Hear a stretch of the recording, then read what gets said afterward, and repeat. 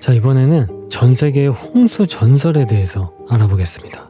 이번 내용은 미국 창조과학 연구소인 ICR에서 정리한 내용을 들려드리겠습니다.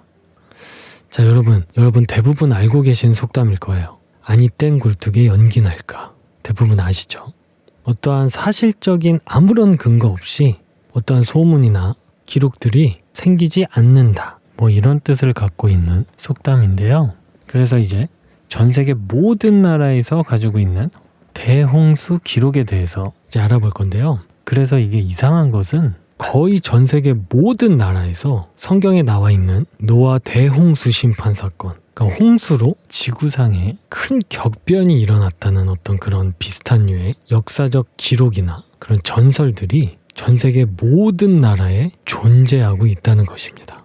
굉장히 흥미로운 사실이죠. 아무튼 그래서 그 중에 대표적인 거 몇 개를 제가 이제 소개해 드릴 건데요.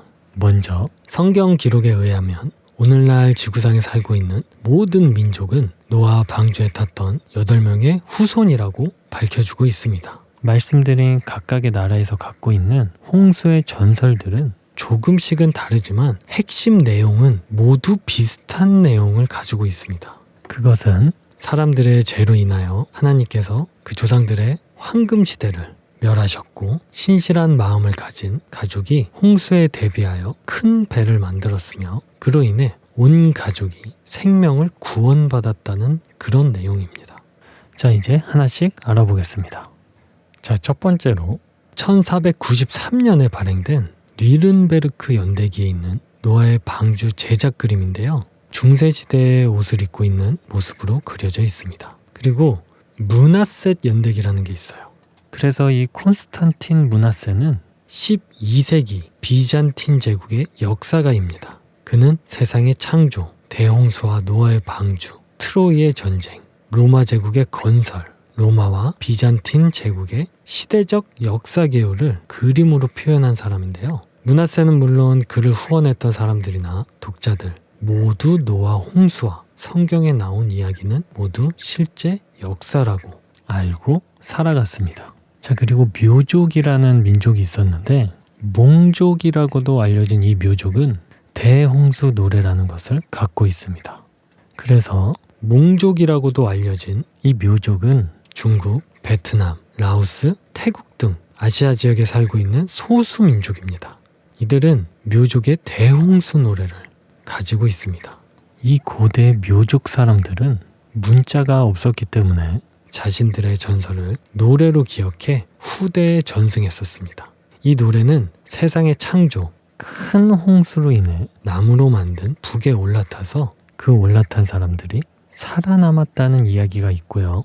그리고 모든 사람이 한 가지 언어를 사용하다가 서로 다른 언어를 사용하면서 서로 알아듣지 못해 결국 분리되었다는 성경 바벨탑 사건과 비슷한 이야기까지 성경 창세기 기록과 일치하는 전설을 가지고 있습니다. 이들의 구전된 전설에는 자신들이 노아의 셋째 아들인 야부 혹은 야벳이라는 자손이라는 이야기도 있습니다.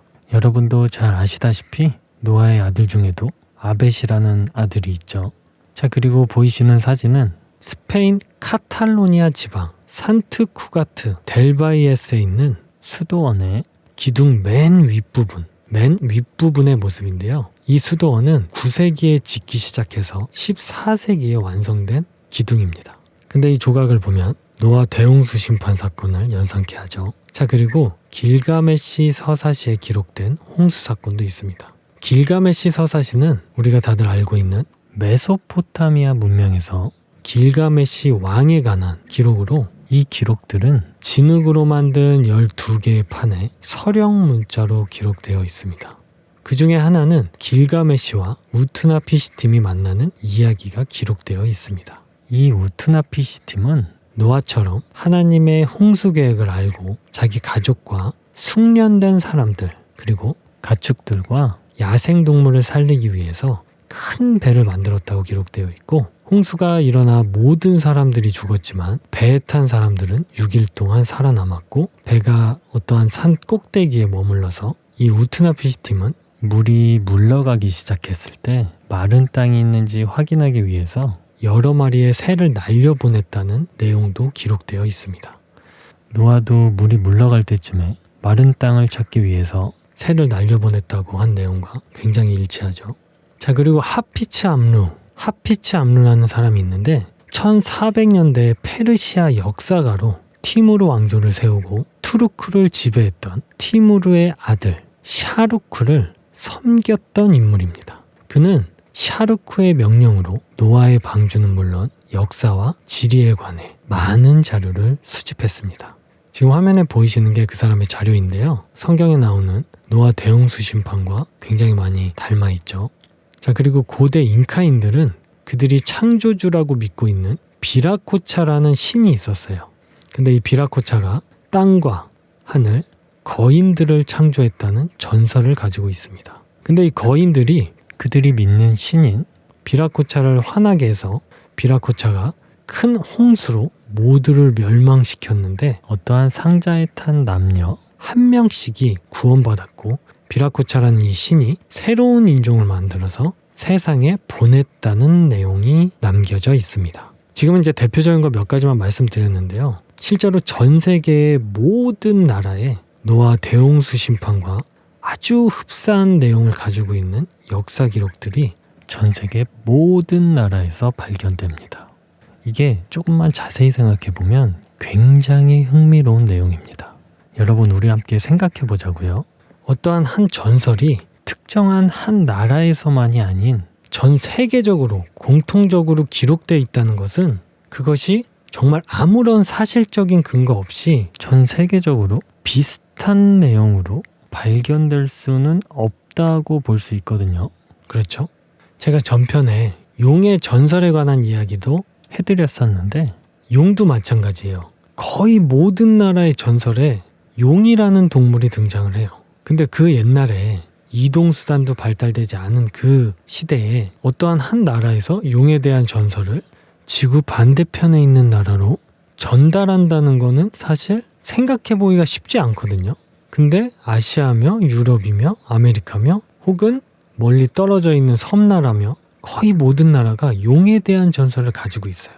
그런데 아주 흥미로운 사실은 그 서로 다른 각각의 나라에서 기록되어 있는 용에 대한 현상과 모습이 너무나 똑같이 묘사되어 있다는 거예요. 그렇다는 것은 용에 대한 전설도 아무런 사실적인 근거 없이 전 세계적으로 남아있을 수는 없다고 우리는 생각해 볼 수 있다는 것입니다. 자, 이번 내용은 여기까지였고요. 다음엔 더 좋은 내용을 갖고 찾아뵙겠습니다.